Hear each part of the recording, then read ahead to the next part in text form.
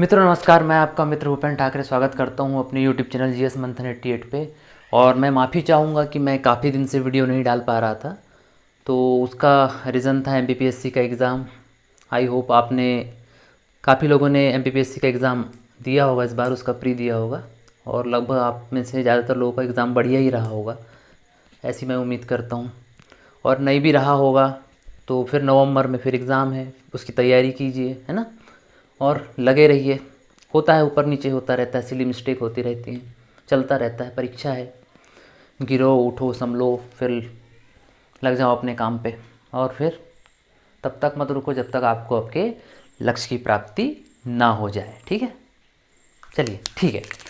तो आज जो हम चीज़ पढ़ने वाले हैं वो जो प्रमुख संगठन है, संवैधानिक और गैर संवैधानिक संगठन, जो कि एमपीपीएससी की प्री का यूनिट 10 का हिस्सा है, जिसमें 16 किस्म के जो हैं संगठनों के बारे में कहा गया है कि उसको पढ़िए और फिर उसी से आपसे प्रश्न पूछे जाएंगे। ठीक, तो 16 संगठन है, उसमें कुछ संवैधानिक भी हैं और कुछ गैर संवैधानिक संगठन भी हैं। बात समझ में आ रही है? तो एमपीपीएससी प्री का जो यूनिट 10 है, तो उसके अंतर्गत जितने भी प्रमुख संगठन हैं, आज हम उसका थोड़ा थोड़ा हम एक ओवरव्यू देख लेते हैं और उसको थोड़ा समझ लेते हैं ना। तो स्टार्ट करते हैं अपने वीडियो को, और वीडियो में शुरू से लेकर अंत तक मेरे साथ बने रहिए। अगर आपको मेरा वीडियो पसंद आता है तो उसे प्लीज़ लाइक, सब्सक्राइब और शेयर करना ना भूलिए। ठीक है, और जितना हो सके उसे प्लीज़ शेयर कीजिएगा और कमेंट ज़रूर कीजिएगा। चलिए अपने वीडियो पे आते हैं। तो हम लोग पहले देखते हैं, ये देखिए नंबर 1 पे है, हमने इस तरीके से गोला बनाया और हमने लिखा कार्यकाल 6/65। 6/65 का मतलब 6 वर्ष का कार्यकाल या फिर 65 वर्ष, जो भी पहले हो जाए, या तो 6 वर्ष का कार्यकाल या 65 वर्ष की उम्र। ठीक, तो इस दायरे में कौन कौन से आयोग आते हैं, उनके सदस्य आते हैं। जैसे भारतीय निर्वाचन आयोग, ठीक है, भारतीय निर्वाचन आयोग के जो सदस्य होते हैं, फिर या जितने भी राज्य निर्वाचन आयोग होते हैं उनके सदस्य की बात कर लीजिए, या फिर यूपीएससी जो होती है ना, अखिल भारतीय सेवा। ठीक, और या तो फिर हो गया सीएजी, है ना, महालेखा परीक्षक जो हैं आपके, नियंत्रक एवं महालेखा परीक्षक। तो उनके जो सदस्य होते हैं उनका कार्यकाल कितना होता है, या तो 6 वर्ष होगा या तो फिर 65 वर्ष तक, 65 साल की उम्र तक। ठीक है, या तो 6 साल का कार्यकाल होगा या तो फिर 65 वर्ष की उम्र, या तो 65 वर्ष का कार्यकाल वो आपकी 65 साल की उम्र हो जाए, या तो आप पूरा 6 वर्ष का कार्यकाल अपना पूरा कीजिए। ठीक है, तो टेन्योर कितना है, इसका कार्यकाल कितना है, 6 वर्ष, और उम्र कितनी रखा है अधिकतम इसकी, 65 वर्ष। तो कार्यकाल क्या है, 6/65। तो इस 6/65 में आप लोग देखिए कि जो भारतीय निर्वाचन आयोग हैं उसके जो सदस्य होते हैं, फिर राज्य निर्वाचन आयोग, तो फिलहाल हम मध्य प्रदेश के अंतर्गत पढ़ रहे थे, हम यहाँ लिखेंगे मध्य प्रदेश राज्य निर्वाचन आयोग। तो भारतीय निर्वाचन आयोग, मध्य प्रदेश निर्वाचन आयोग, यूपीएससी, है ना, और ये हो गया आपका कैग।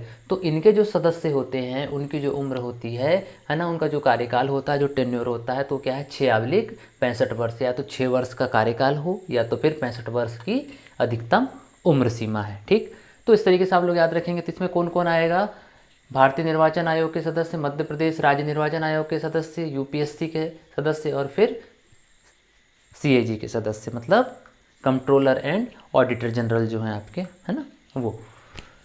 तो इसको कैसे याद करेंगे, दो निर्वाचन की उपअज। ठीक है, दो निर्वाचन की उपज, दो मतलब यहाँ पे बात हो रही है दो निर्वाचन, मतलब एक हो गया आपका केंद्र का और एक हो गया आपका राज्य का, और उपअज लिखा, उप से यूपीएससी, यूपी से यूपीएससी, और एजी, एजी काय में आया है, सीएजी में। तो इस तरीके से हम लोग इसको याद कर लेंगे, दो निर्वाचन की उपअज, उपज नहीं उपअज, इस तरीके से इसको हम लोग याद कर लेंगे। 6/65, तो दो निर्वाचन की उपज कितनी है, 665। यहाँ लिखिए हमने 665 हो गया, इसको डायरेक्ट हमने 665 लिख दिए, इकाई दाही, और ऐसा करके आप बाद में क्या लगा देंगे, एक इसमें ऑब्लिक मार देंगे, तो आपको ये याद रहेगा। तो एक प्रकार से इसको याद रखने के लिए कोड है। ठीक है, निर्वाचन, ये भी निर्वाचन, यूपीएससी और सीएजी, तो इस तरीके से आप इसको याद रखेंगे। भारतीय निर्वाचन का जो संबंध है वो भारतीय संविधान के अनुच्छेद 324 से है ना, आगे इसका हम एक एक करके फिर इसको विस्तार से भी हम इसका अध्ययन करेंगे, है ना। लेकिन आज सिर्फ हम उसका कार्यकाल देख लेते हैं, क्योंकि इसको रटना बहुत ज़रूरी है, क्योंकि यूपीएससी डायरेक्ट प्रश्न हमसे पूछ सकता है, सॉरी एमपीपीएससी, है ना, यूपीएससी की छोड़िए। तो इस तरीके से आप लोग इसको याद रखेंगे। तो भारतीय निर्वाचन से संबंधित जो आर्टिकल है वो है आर्टिकल 324। मध्य प्रदेश राज्य निर्वाचन आयोग की अगर हम लोग बात करें, है ना, या राज्य निर्वाचन आयोग की हम लोग बात करें, तो 243 के और 243 जेड ए, है ना। तो 243 के 243 जेड ए, है ना।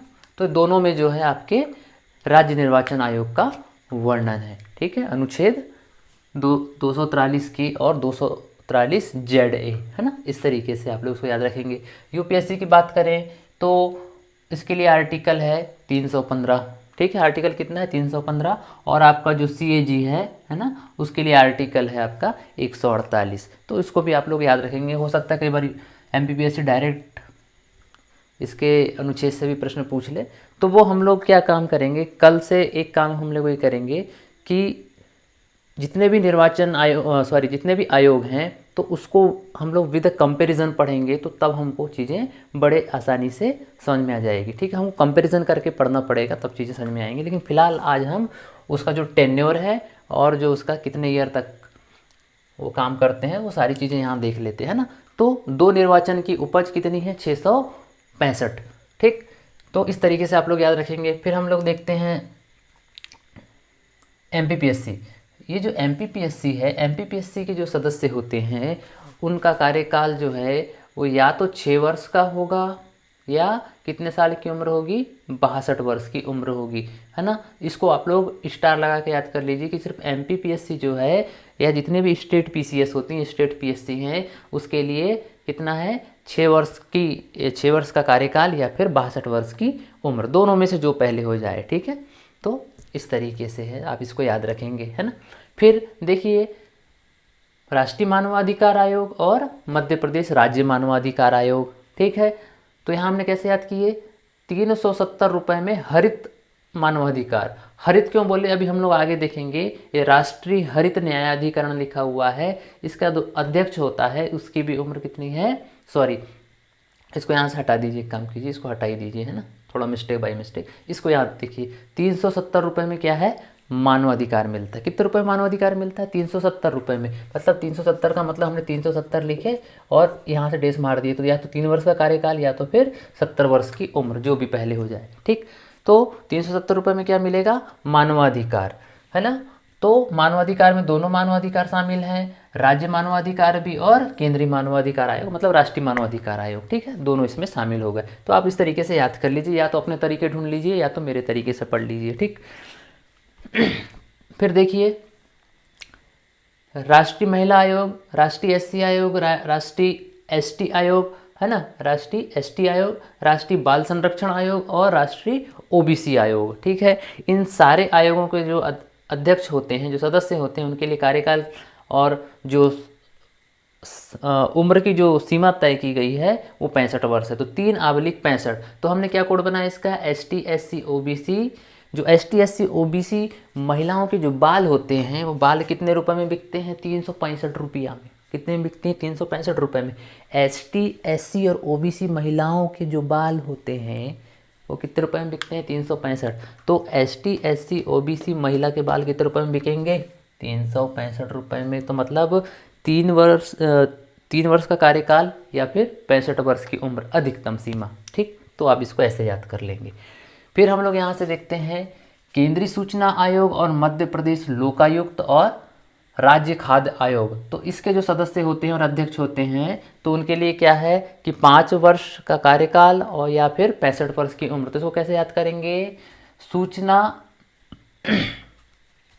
सूचना खाया लोकायुक्त ने। किसने खाया? सूचना किसने खा गया? लोकायुक्त ने, है ना। और कितने रुपए में खाया इसने? 565 रुपये में। तो सूचना खाया किसने? लोकायुक्त ने। कितने रुपए में खाया? 565 रुपये में। हो गया पूरा 565, 5/65। तो आप इसको ऐसे याद कर लीजिए, है ना। सूचना किसने खाया? सूचना से केंद्रीय सूचना आयोग, खाया से राज्य खाद्य आयोग और लोकायुक्त से लोकायुक्त, ठीक है। राज्य खाद्य आयोग, ठीक है। तो इस तरीके से आप लोग याद रखेंगे, सूचना से सूचना आयोग, केंद्रीय सूचना आयोग, खाया से राज्य खाद्य आयोग, और लोकायुक्त से मध्य प्रदेश लोकायुक्त, यानी राज्य लोकायुक्त की बात हो रही है। तो उसके लिए क्या वो डिसाइड किया गया है, 5/65, है ना। इस तरीके से आप लोग इसको याद कर लेंगे।